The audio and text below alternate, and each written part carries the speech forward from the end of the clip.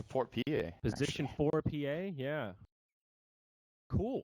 Well, and this is also, well, maybe not. No, wait, it's a support Magnus. Huh. They're going to put Misery on that Magnus as it looks, and then we will play mid. They may swap here when we get in. There's always a chance, but that is peculiar. PA has a really good core-to-core matchup in this game. That hero is super good against both Sniper and Ursa. Ursa is a little bit of an interesting one, actually, because it's not as one-sided as you would think, but I still think PA likes the matchup.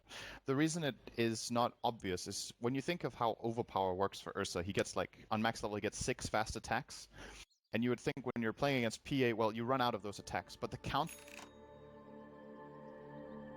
Oh, okay. Down. So if Ursa starts laying into PA and she keeps dodging, Ursa will keep hitting fast until he hits those 6 hits. He'll just keep going.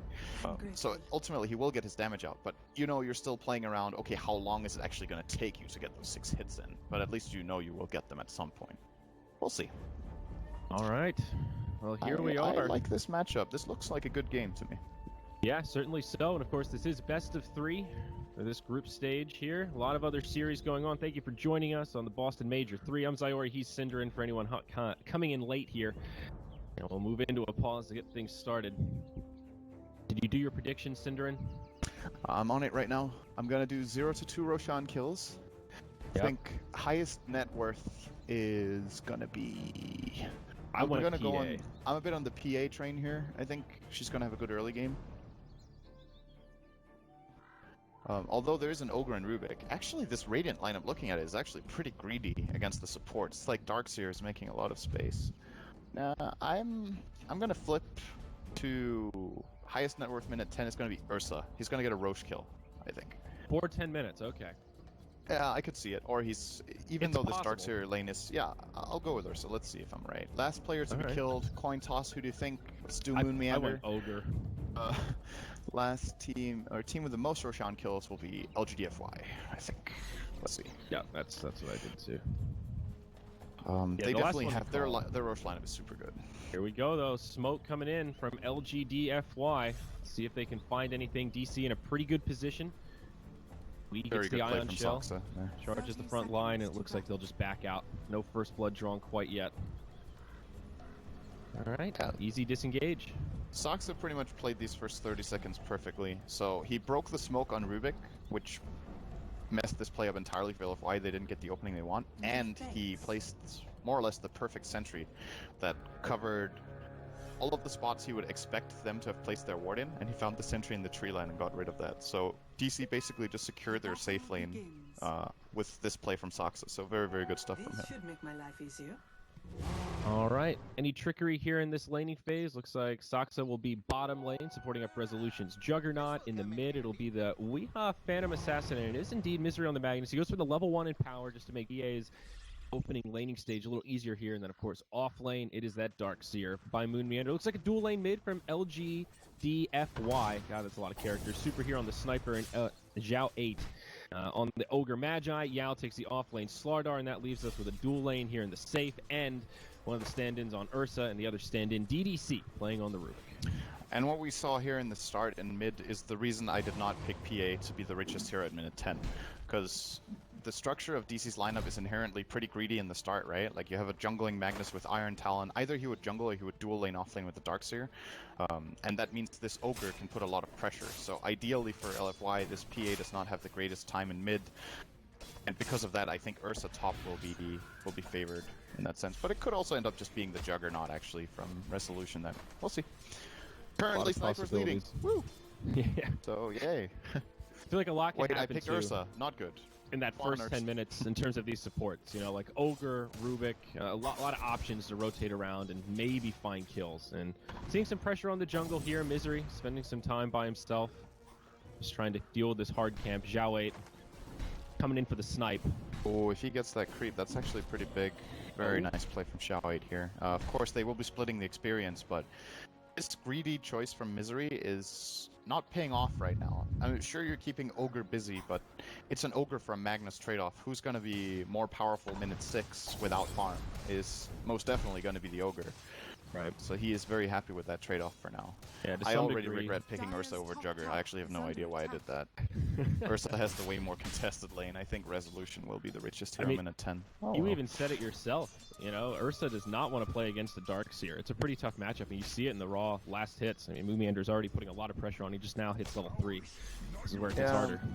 I was like looking at the course, and I was like, Ursa, PA, Sniper, who's gonna have the best game? And then I just didn't look at Jug, who is like the obvious beneficiary of this laning stage. So, all right, that's 1 point gone. I'm gonna accept that already. We'll go for 3. Yeah, the PA definitely. Who knows what's gonna happen? If Ursa gets the Roche though. kill and gets a kill in lane or something, he can still overtake the Jugger. But realistically, this is definitely Jugger's early game for the taking. It's kind of interesting how things have shifted, though, just generally speaking, from pressuring safe lanes a little bit more to it's all about the mid lane. We're seeing these kind of dual lanes mid so much more common now.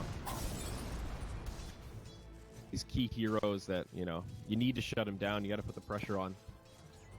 Yeah, it's definitely, it's not because PA by nature is a hero that you have to really shut down in lane. It's just that Sniper needs the help, actually. And it's kind of a blessing for LFY in this game that the Ogre, in addition to winning this lane, can also contest the mag. If this Magnus was another hero and he was dual laning top with the Darkseer, I still think Ogre would have done the same thing. He would be playing this lane and the Ursa would fight for himself top with Rubik. They would do whatever they could, but this lane definitely needs the assistance here. And Xiao 8 is, you know, Weehaw isn't having the worst time. He's 13-2 against 16-2 for Sniper, but if this is a flat-out one-on-one lane, PA will start dominating Sniper right now. So, this is not too bad for Super. Nice to see him on Sniper, by the way. That's an old classic. Is it? Something we haven't talked so much about, the hero-player combinations, but Super, one of the really excellent Sniper mid players from back when it was way more popular than it is now. Very comfortable on that hero. Ogre we haven't still talked so much about Yao, actually. No, we haven't. It's been a pretty quiet early game here. Slardar holds his 4 last hits, picks up that Hellbear there. Not too bad. He's at least almost level 4. He's getting good experience in this lane. Yeah. That is the weakness of DC's lane, is that it has sustain and it can like pressure over time, but it doesn't have the kill potential. There's no slow setup for the Juggernaut, so Slaughter will feel fairly safe just going in for experience, and he will trade basically experience for health. And now that he's out of region, we'll see if he buys like a Salve or a Tango pack here to bring to lane, or if he's going to try to greed for the Tranquils. But the moment he gets Tranquils, he will actually have a very good time in this lane, I think. He will get a Tango pack and the ring, so nice choice, I think, here. As that build up. Okay. And of course his presence in lane will slow down Soxa a bit. Soxa's still doing a good job here at getting levels, but I don't think he's 100% just free pulling. He's still being contested a little bit. So Send, I feel like we need to talk about this Magnus though. Right now we're seeing a legit jungling Magnus, Windlace, Iron Talon, and it seems to be working pretty well. Level 2 in power here as he's dinged 3, and he's killing golems with really no trouble. I mean, this is I've never seen anyone do this before that I can recall. Yeah, I think this is working because they have Darkseer top. You need an offlaner that puts a lot of pressure, and let's imagine for a moment that this top lane with the Ursa, I actually think LFY should probably do this, maybe, is that they should just leave the Ursa one-on-one. I don't think Rubik is contributing that much to Ursa's success in the lane anymore. Ursa's doing a good job, actually. He's up to 29 CS, he has his Morbid Mask. He's good to go. Like, he can play the lane alone now. So I would like DBC to start moving away from here. Oh, yep. We may be in trouble. Able to Phantom strike away, but Yao on his way in. Misery on the run. Already used the skewer to make it to the high ground. The crush actually does connect on the PA. Phantom strike not going to be off cooldown, and the first blood does come out in favor of Super on the Sniper. Very nice as they dive deep into the Radiant jungle. And this is what I think they can also do with Rubik. So what they need to decide now for LFY is how do you want to play the Rubik in this game? Do you think it's best that he's top and just pulling and getting levels? Because Ursa doesn't need him, right? So he has two choices. Either he pulls and maximizes top and gets a fast level 6, or he plays like Ogre has, and he either pressures mid or he pressures the Magnus in the Dire or in the Radiant jungle, sorry. Or third option is he starts laning with Slardar bottom and puts pressure on the Warlock. I think the latter option is the worst. So either he greeds, which is what's happening right now, or he contests. And right now, well, we might see a kill on Moomiander. Actually, a lot of damage being dealt. He will be okay though. Surge away and he'll be just fine. Still no soul ring, but he makes it back to the well. Yeah, so far so good for LFY, I think. The big CS leader is still, of course, the Juggernaut from that bottom lane. but this early game being fairly even, I think LFY should be okay with, as long as they can transition into a timing where they get the Roshan before DC are ready. DC's team fight is non-existent right now. Yeah. Magnus is level 4, Warlock is level 4, Darkseer is level 5. Like, the big team fight spells start coming up minute 9 or 10, so I actually wouldn't be surprised if we just see End going for the Rosh now. I feel like it's actually an existing play because of how greedy DC's lineup is. How are they going to contest this Rosh with a Rubik and Ogre just standing outside the pit? Yeah. Oh, I think you're absolutely right. It's a pretty short window. Both those supports the Magnus as well as the Warlock close to level 5, so it's a closing window here. Warlock actually already 5, and he's gone for that third point in Fatal Bonds. Yes, perhaps ready to team fight if need be. Yeah, this is something we often see. Most Warlocks like to have the level 4 Fatal Bonds as fast as possible, and then you just decide in the game, do we need Shadow Word level 3 or not for our lane? And in this game they have Healing Ward, and Resolution's fine anyway, so I like this choice a lot of going Fatal Bonds higher. Well, this is a key tower in terms of contesting Rosh. This will help open up this area for DC. Very smart idea to push here, and they might be able to take a team fight. We'll see. Initiation comes out under the Juggernaut. Resolution with the Ion Shell on will Blaze Fury away. He'll be fine for now. He gets the Surge. Healing Ward gets killed, but they will make it back. Soxa. I think Soxa's could intro. No? Caught by the Ignite, but he makes it back. He's out of shrapnels, actually. That got dangerously close, though, for Resolution there. He was the Ogre was mid-animation on the stun under the tower when he got the Blade Fury off, and if that Blade Fury doesn't come off, I actually think that's a dead Juggernaut, and that's huge, because that would be Rosh. Speaking of that, it's probably Rosh anyway, but a Juggernaut to boot wouldn't have been bad here for End. Yeah. Now, they do still have an Omni Slash available. He's got a Mango, light on mana right now. Still no big ultimates. This is that perfect timing window we were talking about for LFY. Rosh below half HP. He's starting to rotate in, but it's only 3. They're not going to get there in time. All right. Come on, Ursa. Closing in on top net worth. He has a minute and a half. He needs to get a kill on Jugger. Then I'm right. You're actually... Come on. You're getting close to calling this, man. My PA prediction is going by the wayside. I'm still worried. I'm still pretty sure Jugger's got this. Yeah. But if Moon starts stealing his CS here with Ion Shell, then I might be closing in. Nah.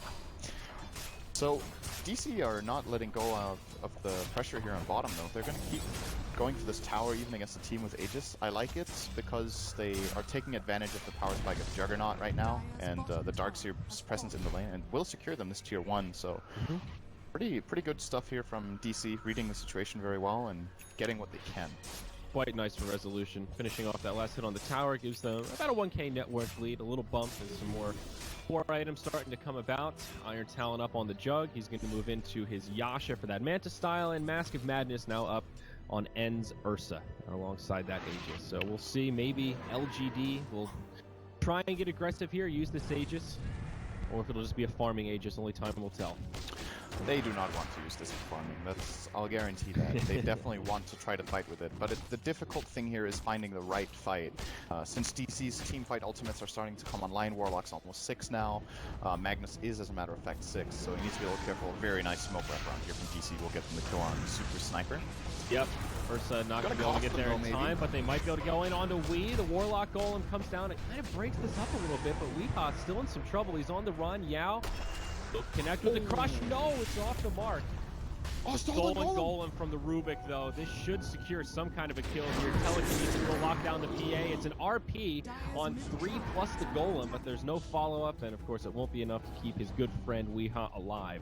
This is a really very well big moment of opportunity for LFY. So they lost the sniper for PA, so this smoke wraparound for DC looked really good. They got the key kill and it gave Warlock level 6.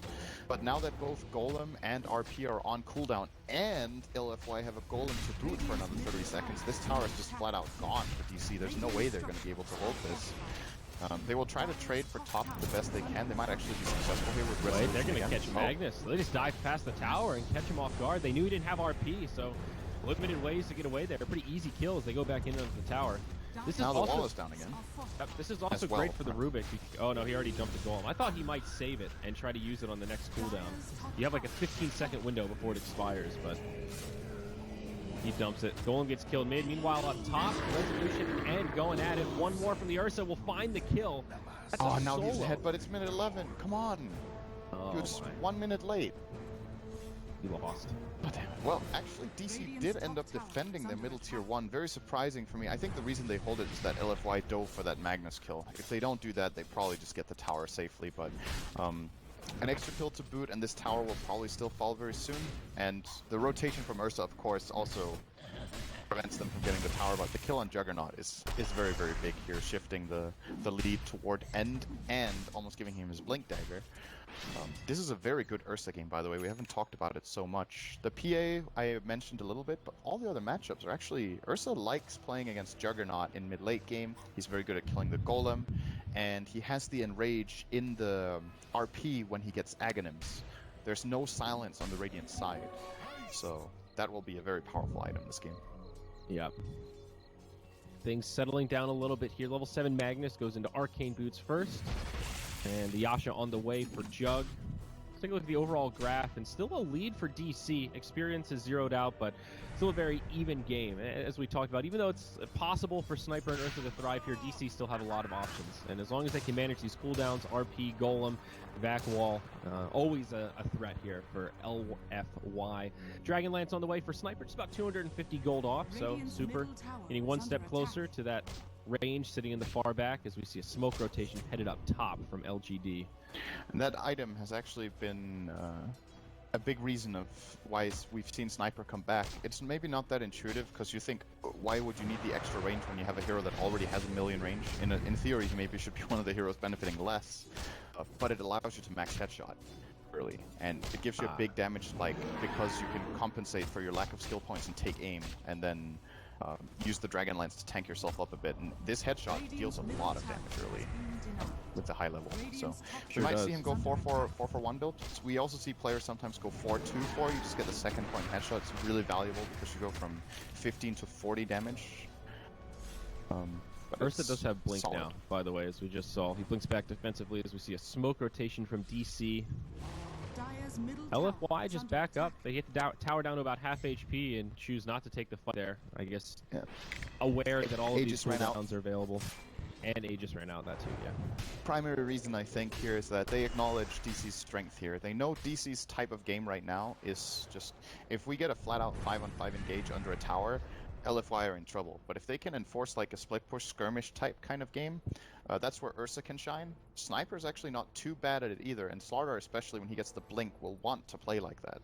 So they are just avoiding the worst case scenario for themselves and just being content with probably knowing that this game is fairly even right now and just looking for the right moment of opportunity later.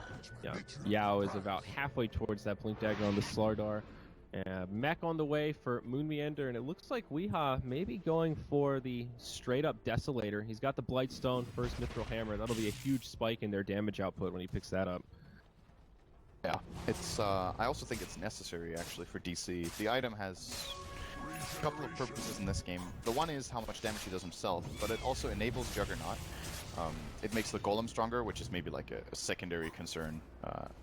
But it also makes him farm faster. It's just a good all-round item on PA, as long as you don't get caught. Because right now he doesn't have much in the way of defense, right? He has Blur level for sure, but he will die to a spell combo, and especially as we talked about, Ursa with Amplify damage and the Overpower will get to him if he gets the chance. But if you play around the periphery of the fight very well, Deso is the choice. Yeah, certainly the glass cannon choice. All about the positioning, no doubt there. LFY starting to group up about the bottom lane.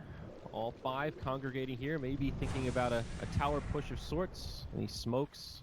They do not have any smoke, so it's just going to be a lane siege.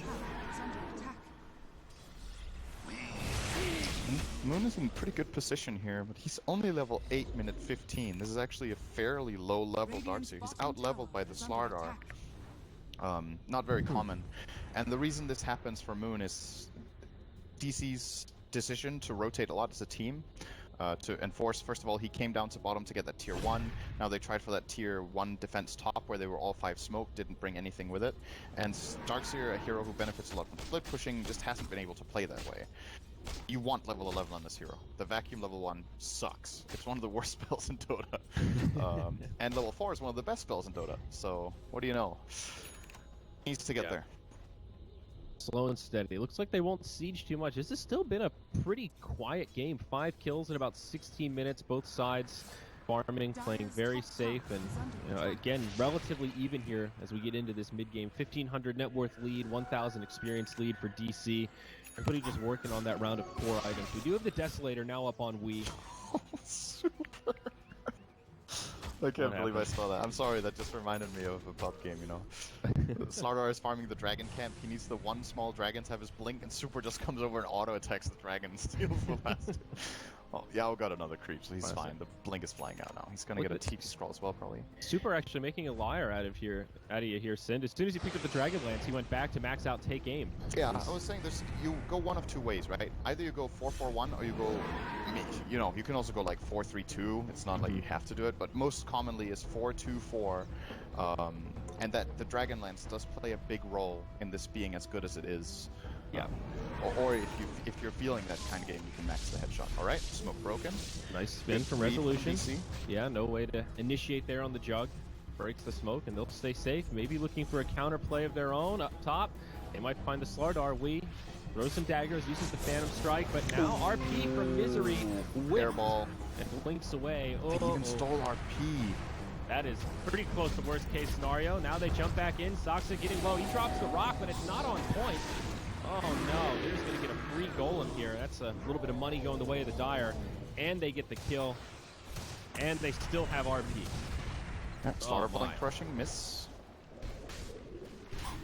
This should probably be the bottom tier one here for LFY, I think. Or the top one. Actually, they haven't done that much damage to either tower. Top is half health, but the bottom one is almost untouched. So they might not be able to enforce this enough. We'll see. End is moving in toward res, so here they have assassination, but, well, doesn't do damage there. Blade Fury. Well, does still have Omni Slash, hits level 11, and we'll just TP home as the siege commences for LFY. You know, it's one of those things, though, even though they found a kill there, these little fights aren't really that big of a deal for DC. They're still farming through it pretty effectively with the Empower buff. Yeah, the more important thing is, like, protecting their towers. I think if you start losing map control against this Dire lineup, it gets very scary to move out on the map.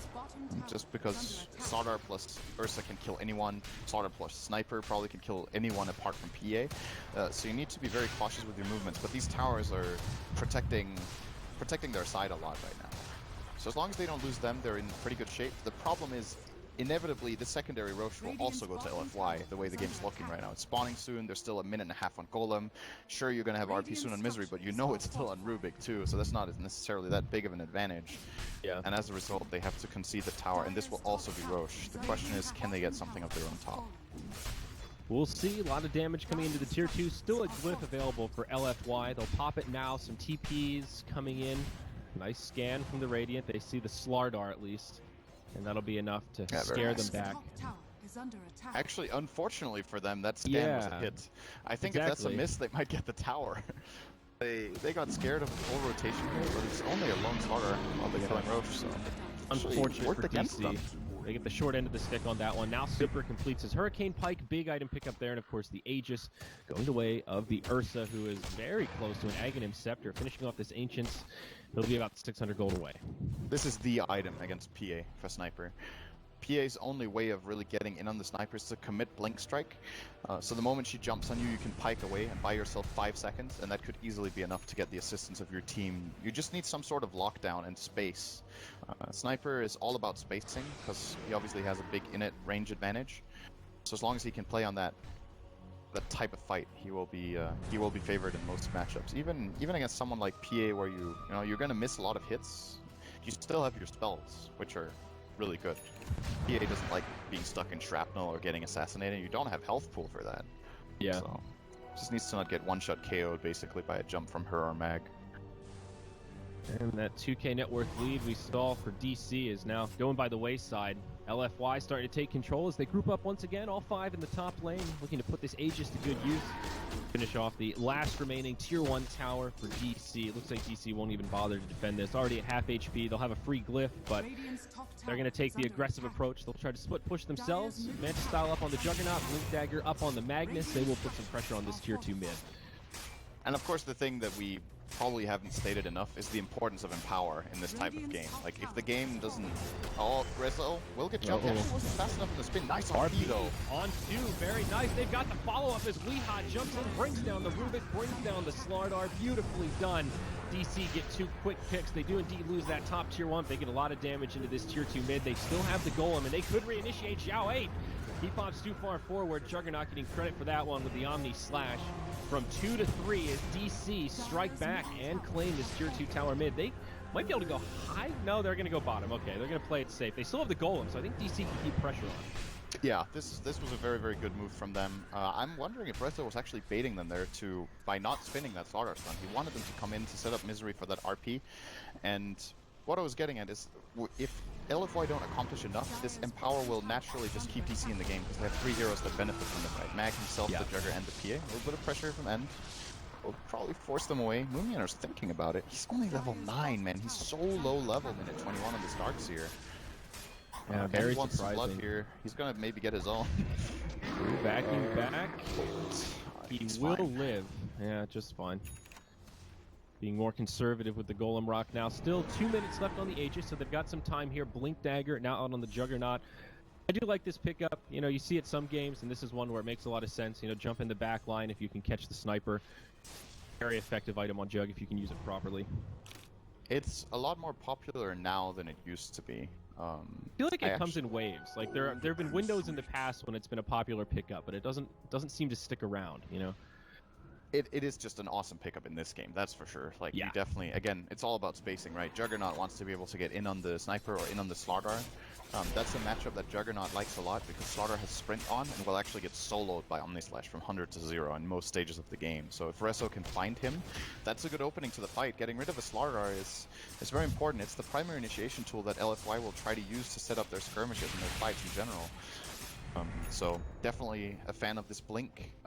The question is if he goes for the Diffusal next, because a trend we've seen emerge recently is the Maelstrom build on Jugger, which I think is really, really good. Keeps you farming fast. Omni Slash, of course, gives you Chain Lightning procs, especially when the Mjolnir is really, really strong. And it's a nice all-round pickup against this kind of team too. It also helps you by giving you mixed damage types, so you both hit hard physically and magically when you're jumping. So the world is kind of his right now with Empower. You know, he's just gonna get rich. Yep, rotation wants to down use it for. bottom. Won't find much. Moon just TP's out. He'll be just fine. The rest of DC on the other side of the map. 4 staff now up on Magnus, so 2 mobility tools for Misery. This position for Magnus really has worked out well. He did keep tempo. He farmed decently in the jungle, and surprisingly, he's out farming the Darkseer right now. I mean, we've remarked a couple times that Moon's been, you know, slower than usual in terms of farm and XP this game, but I think that also speaks to, you know, how well the Magnus has been farming. Down bottom, Moon Meander just surges away. You know, Darkseer, if he struggles a little bit in lane or isn't farming that well, he's a hero that relies on jungle. You know, he can clear stacks in that early mid-game, and instead Magnus was doing that instead. So, as we remarked, it's just a greedier draft from DC. There's only so much farm to go around. That is very true. What I would like to see DC do, actually, have they already bought their tomes? They do have 2 tomes on DC's side. I think you just buy up those books and give them to Darkseer. Read a book, man. Get clever. Because that will almost give him level 11, actually. I'm surprised they haven't taken advantage of that. Man, Rezo is pushing this to the limit top. He's going to force a rotation from Sniper, and actually he's going to jump on him. Oh my, he gets him with the Omni Slash. I don't think he finds the kill here, but pushes Super pretty far back. Assassinate will do some damage, times it just about perfectly. He gets half damage on the tower. If Resolution can survive here, this is a great little play. He blinks away, but Yao, still in hot pursuit, has sprint on. Juggernaut will make it out. Very nice. The good old run the obvious path juke. That will often work, because in many situations like this, the pro players will expect some sort of a clever sidestep, but actually just ran straight through the tree line. All right, works out pretty nicely. That's a lot of damage on the tier 3, pretty much for the cost of just an Omni Slash. I think they'll take that. BKB also now up on the PA. That's a 10-second charge, ready to rock and roll. Very, very always big scary. item. Yeah, at this stage of the game, no doubt. Oh, they're gonna lift Moon. Oh, yes, Blink. He actually didn't get Fate Bolted there by DDC. A bit of a mistake. Could have definitely bolted him there in the lift. Only 1 out of tower remains for the Dire, and it will stay standing as DC backs up and a reset and save it for another day. DC are definitely in a very good position in this game. I think they've got a good read on what their win condition is and how the earlier stage of the game needed to play out. It obviously didn't go ideally for them. They would have liked to have some team fights, but the ones we've had have definitely been on their terms. That's what you want. If you have a team fight lineup like this, you want to get the jump or get the key initiation that enables all of your spells to come together. And they are pushing LFY. This is the second Aegis from End that has expired. They cannot be happy with that. Like, you, as Dire here, you want to use these Aegises for sure. Right. I mean, that's kind of Warlock in a nutshell, though. We found with this hero, part of his potency is, and it's not that he makes the laning stage irrelevant, but he certainly makes some of those early kills matter less. You know, if you can find that good Fatal Bonds, Warlock ult combo in that 10 to 20 mark, it can be game-changing. You know, it just takes one good fight, one good initiation to break it up, and then you can regain all that momentum. That's pretty much what we saw DC do this game. A couple of missteps there, and now they've got a nice little lead for themselves. 5k net worth, 5k experience. They're finally feeling good. They've also got a trio of Blink Daggers now, so just a lot of range, a lot of tools to jump in that back line. Even though Sniper has the Hurricane Pike, it's a one-and-done kind of deal. You know, it's not enough to keep him safe from the PA jumping on him and then all of the follow-up after that, even now considering the Force Staff on Magnet. Oh, yeah, I was going to get Mystery here. Yep, he catches in, follow-up from End, and my god, it's a lot of damage. But now the Golem, the Fatal Bond's doing a lot of work here. Beautiful catch from the Juggernaut. Omni Slash finds a double kill on the Rubik and Ursa on the back line. It's a 1 for 3. Well worth it to lose the Magnet there as they blow up. Ogre to boot. 4 down, 3 without buyback. This should be at least 1 lane of barracks here, Sin. Yeah, I actually think they're going to get 2 lanes. It's just, you know, and power is really the reason this gold draft looks the way it does. If you look at the CS and not just the net worth, where it's obviously apparent that Jugger and PA are now leading, but on the CS chart, oh my god, PA almost just blew up super there with good pike usage. Just look at the CS values, right? It's like they have 4 heroes well above 100, Reso even above 200, and on the other side you have Slaughter, doesn't farm very well. Ursa, none of these Dire heroes actually have good wave clear. And they're playing against a lineup that's constantly pushing their waves with Empower, with Ion Shell, farming the jungles. They're just, you know, getting out economied in this game, basically. That's actually an issue that we didn't highlight earlier. We were talking a lot about DC's ability to just farm, you know, in team fight, but their wave push and wave clear is just way superior. And LFY might regret the way they've itemized because they don't have any way of dealing with this constant push coming out. Yeah, and again, to harp on the mobility, now a Force Staff out on Warlock, you know, a hero that sometimes you'll see Aghanims come first, you know, even Glimmer Cape can be a popular item, but just realizing how important it is to have positioning tools against Ursa defensively and also offensively to, you know, find the initiations on Sniper. Roche number 3 now underway by LFY, and we'll see the Warlock initiated on, but Misery jumps in, drops an RT, they'll go 1 for 1 as the Slaughter falls, but a big back wall for Moon Meander. Is it going to be enough to turn this fight for DC as they continue to pursue? End goes down, and Super in a world of trouble. Resolution just too damn fast. Will chase him down. Nice Force Staff to the low ground, but there's a Blink Dagger. He finds him. The TP will not be successful, and that's it. LFY call it GG as they fail the 3rd Roche. DC take game number 1. Yeah, they just... I feel like we can pretty much call it... Already talked about what the problem